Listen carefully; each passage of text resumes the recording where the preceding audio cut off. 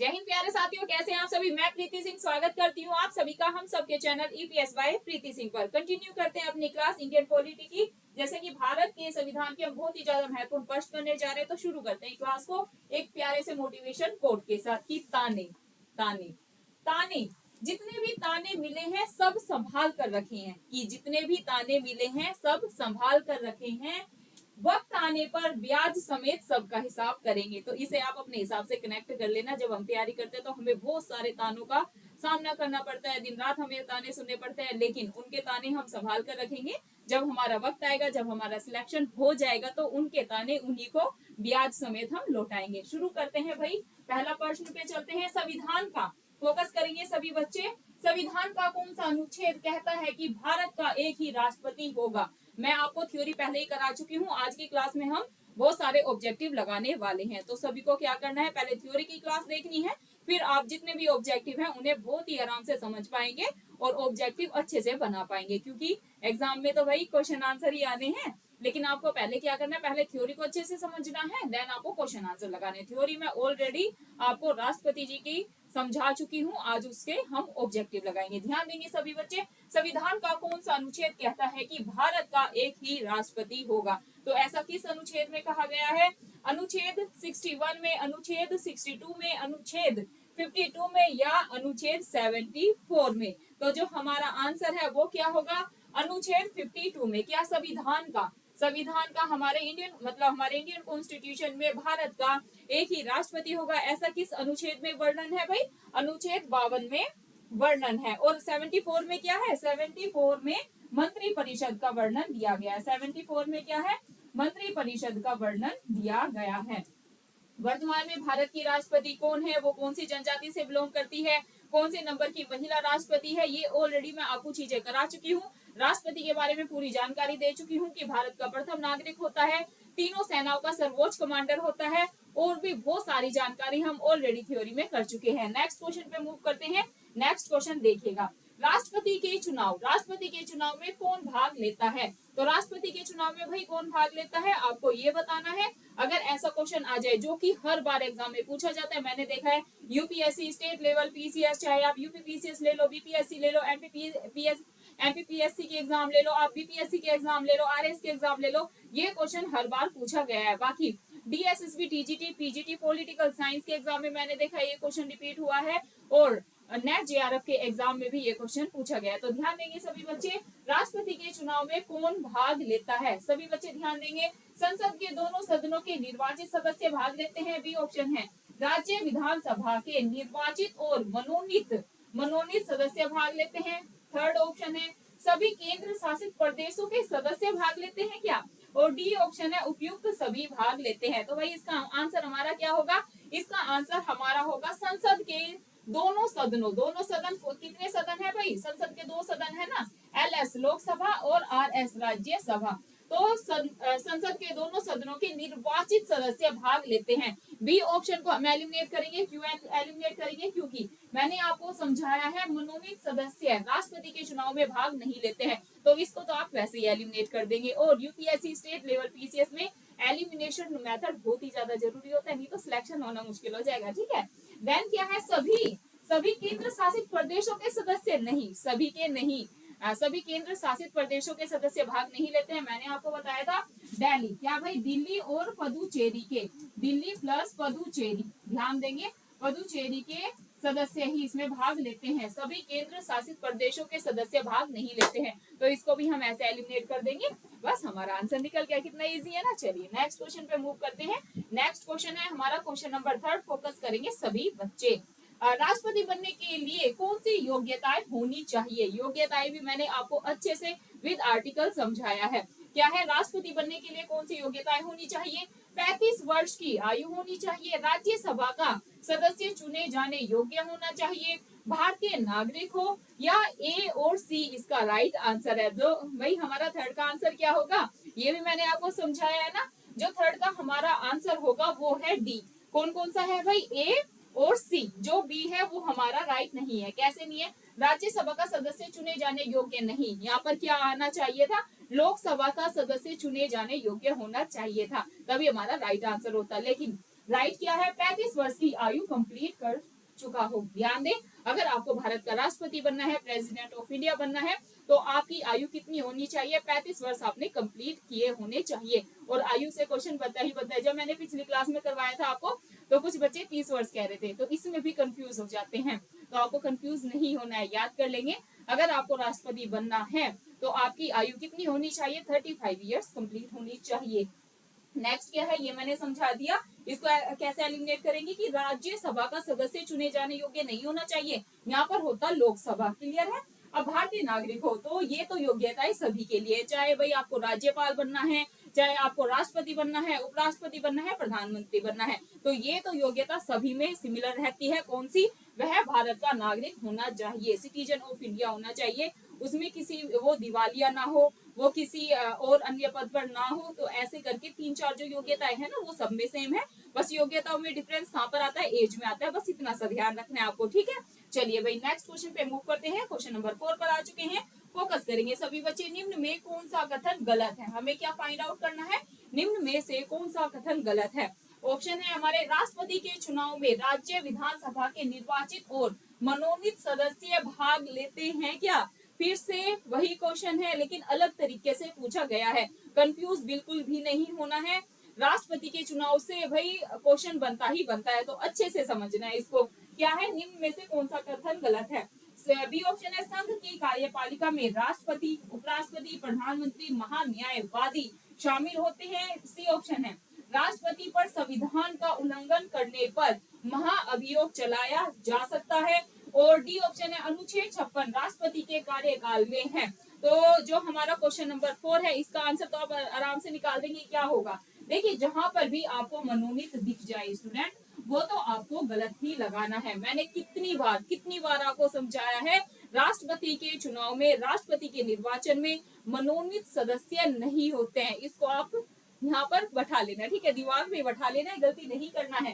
क्या है, राष्ट्रपति के चुनाव में राज्य विधानसभा के निर्वाचित प्लस मनोनीत सदस्य शामिल होते हैं, बिल्कुल नहीं। मनोनीत तो बिल्कुल नहीं होते हैं। तो गलत आंसर हमारा यही है, मतलब कि राइट यही है। बी ऑप्शन क्या है, संघ की कार्यपालिका। संघ की कार्यपालिका का वर्णन किसमें है, समझा चुकी हूँ। संघ की कार्यपालिका का वर्णन भाग 5 में है, ठीक है। और इसमें कौन कौन शामिल है भाई, राष्ट्रपति भी, उपराष्ट्रपति भी, प्रधानमंत्री भी, महान्यायवादी भी, कैग भी। ये भी मैंने जब आपको स्टार्ट करवाया था भाग 5, तो मैंने डायग्राम से, अगर आपने क्लास नहीं देखी है, आपको क्लास देखनी है, तभी आप अच्छे से ऑब्जेक्टिव बना पाएंगे, ठीक है। भाई प्रीति मैम के पढ़ाने का तरीका सिंपल सा है कि भाई पहले हम थ्योरी करेंगे, चाहे हम कुछ भी पढ़े, चाहे हम इंडियन पॉलिटी पढ़ रहे हैं, ज्योग्राफी पढ़ रहे हैं, हिस्ट्री पढ़ रहे हैं, पहले सभी स्टूडेंट को क्या करना है, थ्योरी को अच्छे से समझना है। जब आप थ्योरी को अच्छे से समझ लेते हैं ना, फिर सारे ऑब्जेक्टिव आप आराम से बना पाएंगे, क्योंकि हमें तो सारी थ्योरी याद है ना। तो क्वेश्चन कैसे भी घुमा फिरा के आए, फिर आपकी गलती नहीं होगी। अब जब मैंने संघ की कार्यपालिका आपको कराया था, तो मैंने डायग्राम से समझाया था कि भाई संघ की कार्यपालिका मैंने आपको अच्छे से समझाया था कि संघ की कार्यपालिका में कौन कौन शामिल है। मैंने आपको ऐसे समझाया था कि भाई इसमें प्रेसिडेंट, ठीक है, वाइस प्रेसिडेंट, देन हमने पढ़ा था मंत्री परिषद, जिसमें कि पीएम के बारे में हमने पढ़ा, महान्यायवादी, और फिर हमने अभी कैग पढ़ना बाकी है, उसको भी मैं करा दूंगी बहुत जल्दी। फिर हमें पढ़ना है कैग 148, ठीक है। तो ऐसे आपको ध्यान रखना है। देन राष्ट्रपति पर संविधान का उल्लंघन करने पर महाअभियोग चलाया जा सकता है। तो बिल्कुल, अगर राष्ट्रपति जी क्या भाई, अगर राष्ट्रपति जी संविधान का उल्लंघन करते हैं, क्या अगर राष्ट्रपति संविधान का उल्लंघन करते हैं, तो उन पर महाअभियोग, इम्पीचमेंट की बात हुई है, इम्पीचमेंट महाअभियोग चलाया जा सकता है। किस आर्टिकल के तहत राष्ट्रपति जी पर महाअभियोग चलाया जा सकता है, कई बार एग्जाम में क्वेश्चन बना है, तो सभी बच्चे फोकस करेंगे।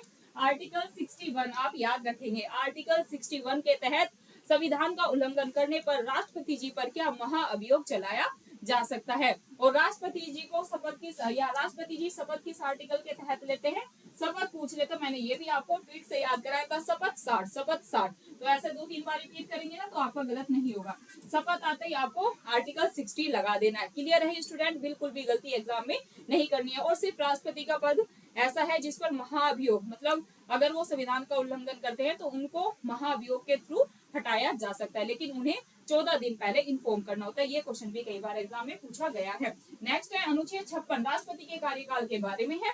तो राष्ट्रपति जी का कार्यकाल कितना होता है?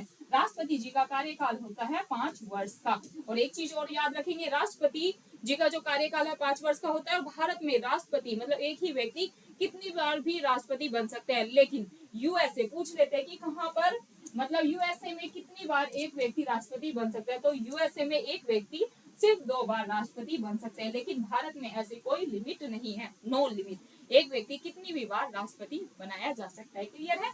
और राष्ट्रपति का चुनाव कैसे होता है? पूछ ले प्रत्यक्ष तरीके से, अप्रत्यक्ष तरीके से। तो आपको क्या आंसर लगाना है? अप्रत्यक्ष तरीके से होता है। नेक्स्ट क्वेश्चन पे मूव करते हैं। क्वेश्चन नंबर 5 पर आ चुके हैं।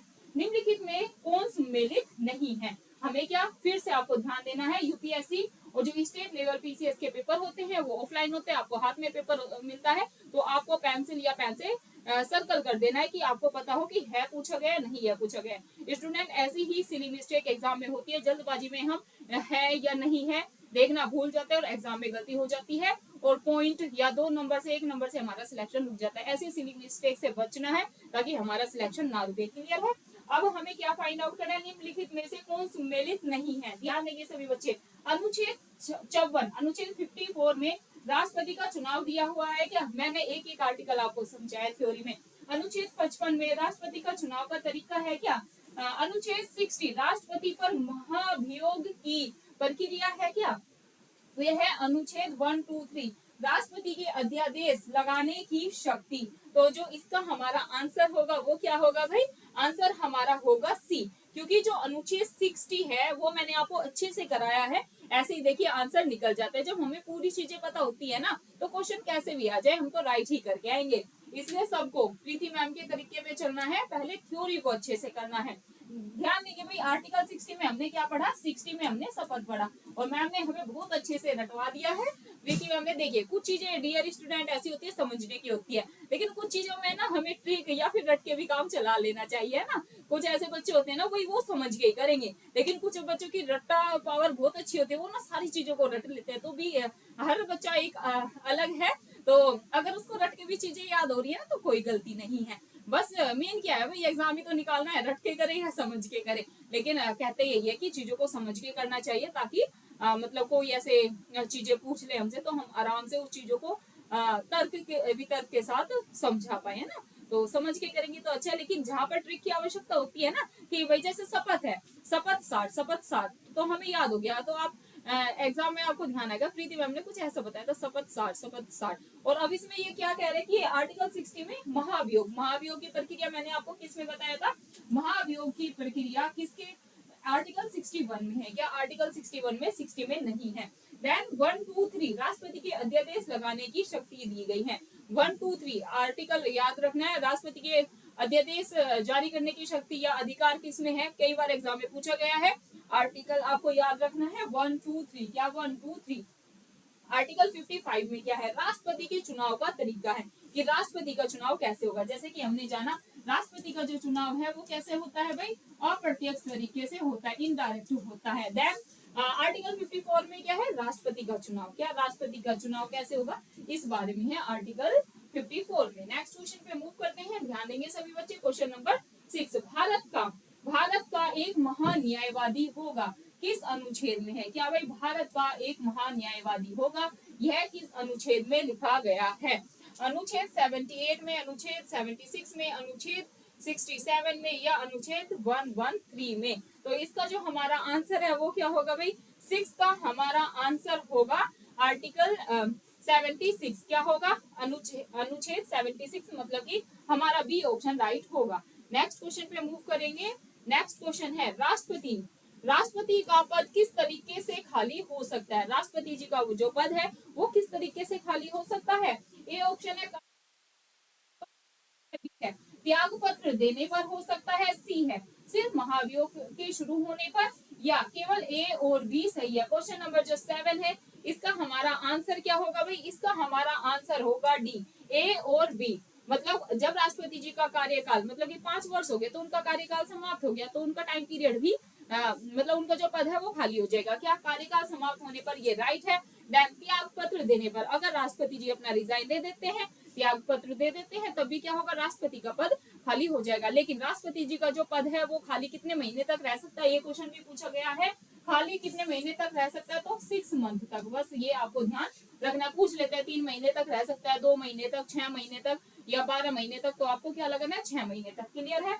देन ये क्वेश्चन भी पूछा जाता है कि अगर राष्ट्रपति जी को अपना त्याग पत्र देना है, अपना रिजाइन देना है, तो वो किसको देंगे, वो उपराष्ट्रपति को देंगे, महान्यायवादी को देंगे, गवर्नर को देंगे, ऐसे करके एग्जाम में ऑप्शन बनेंगे। तो आपका आंसर क्या होगा, राष्ट्रपति जी अपना पद त्याग किसको करते हैं, उपराष्ट्रपति जी को करते हैं। कि अगर राष्ट्रपति जी को अपना त्याग पत्र देना है तो वो किसको देंगे, भाई भारत के उपराष्ट्रपति को देंगे। नेक्स्ट क्वेश्चन पे मूव करते हैं। नेक्स्ट क्वेश्चन है हमारे पास क्वेश्चन नंबर 8, निम्नलिखित में से कौन सा कथन सही नहीं है। तो इसमें से हमें फाइंड आउट करना है, फिर से सही नहीं है, ध्यान देंगे सभी बच्चे। राष्ट्रपति भारत के सैन्य बलों का प्रमुख होता है, क्या होता है, तीनों सेनाओं का सर्वोच्च कमांडर या सर्वोच्च प्रमुख, या पूछ ले सैन्य बलों का प्रमुख कौन होता है। देन राष्ट्रपति केंद्रीय बजट को संसद के समक्ष पेश करता है, सी है। अनुदान की कोई भी मांग राष्ट्रपति की सिफारिश के बिना की जा सकती है, डी है। राष्ट्रपति वित्त आयोग के अध्यक्ष को चुनता है। तो क्वेश्चन नंबर 8 का जो हमारा आंसर है वो क्या होगा, वही क्वेश्चन नंबर 8 का हमारा आंसर होगा सी। अनुदान की कोई भी मांग राष्ट्रपति की सिफारिश के बिना की जा सकती है, ये स्टेटमेंट गलत है ना, ये आपको ध्यान रखना है। देन राष्ट्रपति भारत के सैन्य बलों जल थल वायु, है ना, जो तीनों हमारी सेना है उसके सर्वोच्च कमांडर या प्रमुख होते हैं, ये आपको ध्यान रखना है, बलों के प्रमुख होते हैं, एकदम राइट है। राष्ट्रपति केंद्रीय बजट को संसद के समक्ष पेश करते हैं, ये भी सही है। राष्ट्रपति वित्त आयोग के अध्यक्ष को चुनता है, ये भी एकदम राइट आंसर है। नेक्स्ट क्वेश्चन पे मूव करते हैं, ध्यान देंगे सभी बच्चे। क्वेश्चन नंबर 9, राष्ट्रीय आपातकाल की व्यवस्था किस अनुच्छेद में है। वही राष्ट्रीय आपातकाल की बात होती है। भारत में कितने प्रकार के आपातकाल लगाए जाते हैं, पहले तो आपको ये ध्यान रखना है। भारत में कितने प्रकार के आपातकाल लगाए जाते हैं, तो आपको 3 याद रखना है। ये 3 कौन कौन से हैं, पहले भी मैं आपको समझा चुकी हूँ, अगेन समझा देती हूँ क्योंकि बहुत ही ज्यादा महत्वपूर्ण है। नेशनल इमरजेंसी, ऐसे याद करेंगे मेरे साथ, नेशनल इमरजेंसी, अभी आर्टिकल भी बताऊंगी। फिर है स्टेट इमरजेंसी, ऐसे लिख लेंगे स्टेट इमरजेंसी। देन है FE लिख लेंगे आप, मतलब कि फाइनेंस इमरजेंसी। वित्तीय आपातकाल क्या है, राष्ट्रीय आपातकाल, राज्य आपातकाल और वित्तीय आपातकाल। ये कौन से अनुच्छेद के तहत लगाया जाता है, आपको याद रखना है 352, फिर आपको याद रखना है 356। स्टेट इमरजेंसी कौन से आर्टिकल के तहत लगाई जाती है, 356 के तहत। देन आपको याद रखना है फाइनेंशियल इमरजेंसी, देन 360 आपको याद रखना है, 360 आपको याद रखना है। ऐसे मतलब शॉर्ट में याद करेंगे ना तो एग्जाम में गलती नहीं होगी। जो राष्ट्रीय आपातकाल है स्टूडेंट, वो अब तक भारत में 3 बार लगाया गया है। स्टेट इमरजेंसी लगती ही रहती है, तो कितनी बार लग चुकी है। अगर फाइनेंस इमरजेंसी की बात करें, वित्तीय आपातकाल की बात करें, तो अब तक भारत में एक भी बार वित्तीय आपातकाल नहीं लगाया गया है। और ये क्वेश्चन कई बार एग्जाम में पूछा गया है कि क्या भारत में अब तक वित्तीय आपातकाल लगा है या नहीं, तो हाँ या ना। तो आपको क्या टिक करना है, नहीं, कि भारत में अब तक एक बार भी वित्तीय आपातकाल नहीं लगा है, ये चीज आपको ध्यान रखनी है। तो इसमें क्या है, राष्ट्रीय आपातकाल की व्यवस्था किस अनुच्छेद में की गई है, तो आप आराम से बता देंगे। इसका आंसर होगा भी 352 के तहत। 356 में क्या है, राज्य आपातकाल, क्या है, राज्य आपातकाल। 360 की बात करें तो इसमें क्या है भाई, वित्तीय आपातकाल। आई थिंक अब आपका आपातकाल से कभी भी क्वेश्चन गलत नहीं होगा, और इसको ऐसे याद करना है, नोट्स भी आप बना सकते हैं, आपको इजी रहेगा। नेक्स्ट क्वेश्चन पे मूव करते हैं। आज की क्लास का लास्ट क्वेश्चन है, क्वेश्चन नंबर 10 पर आ चुके हैं।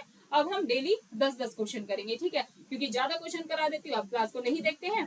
तो आप बता भी सकते हैं कि मैम ज्यादा क्वेश्चन लाए, 50 कराए, 25 कराए, तो फिर मैं क्वेश्चन की संख्या बढ़ा दूंगी। लेकिन आज से शुरू कर रहे हैं 10-10 क्वेश्चन, हम 20 मिनट में या 30 मिनट में, आई थिंक 15-20 मिनट में ये क्वेश्चन हो जाएंगे। लेकिन अगर आप ज्यादा पढ़ना चाहते हैं कि मैम ज्यादा क्वेश्चन कराए, 50 करा दे, 25 कराए क्लास में, तो हम वैसे कर लेंगे। वो तब होगा जब आप ज्यादा से ज्यादा कमेंट करेंगे, ठीक है। आज का लास्ट क्वेश्चन लेते हैं, और ये है आपके होमवर्क का क्वेश्चन। सभी बच्चों को ऑफलाइन कमेंट करके इसका आंसर देना है। क्या है क्वेश्चन, ध्यान देंगे सभी बच्चे। भारत में केंद्र शासित प्रदेशों के प्रशासन में विशेष शक्ति, भारत में, ध्यान से पढ़ेंगे, भारत में केंद्र शासित प्रदेशों के प्रशासन में जो विशेष शक्ति है, विशेष पावर है, वो किसके पास है। केंद्र सरकार के पास है, मुख्यमंत्री के पास है, राष्ट्रपति जी के पास है, या राज्यपाल के पास है। ये है HW, मतलब कि आपके होमवर्क का क्वेश्चन। सभी बच्चे इस क्वेश्चन का आंसर देने का प्रयास करेंगे ऑफलाइन कमेंट में, ठीक है। तो कल की क्लास में सबसे पहले उन बच्चों का नाम लिया जाएगा जो बच्चे इसका क्वेश्चन का आंसर देंगे, फिर आगे क्लास को कंटिन्यू किया जाएगा। सभी बच्चों को कमेंट करके आंसर जरूर देना है और आपको अपना फीडबैक भी जरूर देना है कि जो हमने ये सीरीज शुरू की है 10-20 क्वेश्चंस की, अभी तो आज की क्लास में 10 करेंगे, अगर आप डिमांड करेंगे तो फिर हम 20 या 25-50 क्वेश्चंस भी हल करने का प्रयास करेंगे। फीडबैक जरूर दीजिएगा। धन्यवाद, फिर मिलते हैं आपको कल की क्लास में। जय हिंद, जय भारत। अच्छे से पढ़ाई करते रहे। प्लीज वीडियो अच्छी लगे, मैं आपका एफर्ट अच्छा लगे, पढ़ाने का तरीका अच्छा लगे तो वीडियो को सभी लाइक कर देंगे। रिक्वेस्ट हाथ जोड़ के यही है, प्लीज आप वीडियो को ज्यादा से ज्यादा शेयर करें ताकि हम गाँव गाँव तक फ्री में एजुकेशन पहुंचाने में सफल हो सके और आपके सहयोग से हमारी जो यूट्यूब फैमिली है वो भी आगे बढ़े और बच्चों का हम फ्री में भला कर पाए। ठीक है, प्रीति मैम का यही उद्देश्य है भाई कि गांव गांव तक एजुकेशन फ्री में पहुंचाना, क्योंकि सब बच्चों की इतनी आर्थिक स्थिति अच्छी नहीं होती है कि वो दिल्ली में आए, पैसे दे, कोचिंग ले और यहाँ पर रहने खाना खर्चा बहुत ज्यादा हो जाता है। लेकिन आजकल यूट्यूब ऐसा माध्यम है कि हम गांव गांव तक एजुकेशन को पहुंचा सकते हैं और प्रीति मैम का ये वादा है आपको यूट्यूब पर हमेशा फ्री में ही क्लासेस मिलेगी, कभी भी पेड क्लासेस नहीं होगी। धन्यवाद, मिलते हैं आपको कल की क्लास में। जय हिंद, जय भारत।